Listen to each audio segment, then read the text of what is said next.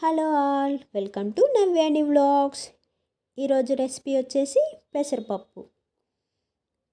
కట్టు కాదు, పెసరపప్పు. కొంతమంది పెసరకట్టు కూడా అంటారు కదా, కాకపోతే దాన్ని కొంచెం ప్రాసెస్ వేరుంటుంది. పోపు పెట్టేసి ఫస్ట్ దాంట్లోనే పప్పు వేసేసి ఉడకబెట్టేసి రెడీ చేస్తారు. కాకపోతే చింతపండు బదులు నిమ్మకాయ రసం వేస్తారు అనుకుంటా. ఇప్పుడు మనం పప్పు ప్రాసెస్ స్టార్ట్ చేసేద్దాం. పప్పు ఉడికిపోయిన తర్వాత టమాటా, పచ్చిమిర్చి, ఆనియన్స్, కరివేపాకు అన్నీ వేసేసుకొని ఇప్పుడు మనకి కావాల్సినంత చింతపండు తీసుకొని అది కొంచెం నానబెట్టేసుకోనండి. ఇప్పుడే వేసేస్తున్నా చింతపండు గుజ్జు కూడా నేను. అది బాగా పిసికేసుకొని చింతపండు రసం మొత్తం దాంట్లో వేసేసుకుందాము. అది వేసుకొని ఒకసారి బాగా కలిపేసి మూత పెట్టేసి ఉడికిచ్చేసుకుందాం. అవన్నీ వేసిన తర్వాత ఉడుకుతుంటే స్మెల్ ఉంటుంది. ఆ స్మెల్ భలే ఉంటుంది. కందిపప్పు ఉడికేటప్పుడు ఆ స్మెల్ వస్తుందో రాదో నేను ఎప్పుడు గమనిలేదు. కొంచెం స్మెల్ అయితే వస్తుంది, కానీ ఇది మాత్రం సూపర్ స్మెల్.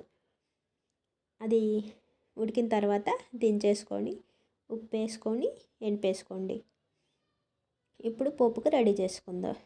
వెల్లుల్లి, పోపు గింజలు, ఎండుమిర్చి అన్నీ వేసుకొని ఫ్రై చేసుకోండి. ఇప్పుడు మనకి పప్పుకు కావాల్సిన వాటర్ వేసుకొని పప్పు కూడా రెడీ చేసేసుకుందాం. ఈలోపు పోపు మంచిగా ఫ్రై అవుతుంది. ఇప్పుడు పప్పు కింద కూడా మంట పెట్టేసుకొని చిన్న మంట పెట్టేసి అది కొంచెం బాగా ఫ్రై అయిన తర్వాత ఇప్పుడు మంచిగా ఫ్రెష్గా కరివేపాకు వేసేసుకుందాం. కరివేపాకు వేసిన తర్వాత అది మంచిగా ఫ్రై అయిన తర్వాత ఇప్పుడు మనము ఆ పప్పులో వేసేసుకుందాం. పోపు కూడా మంచి స్మెల్ వస్తుంది కదా, ఇలాగ వేరు వస్తుంది. ఆనియన్ వేస్తే ఇంకో స్మెల్ వస్తుంది.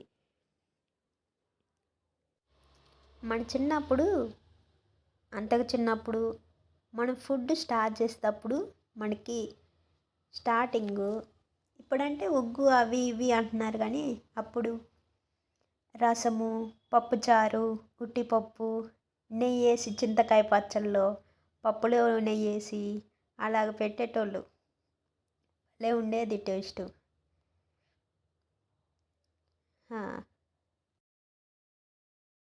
నేను మొన్నటి కాకరకాయ ఫ్రైతో తింటున్నా. Super. Please like, share and subscribe. Thank you.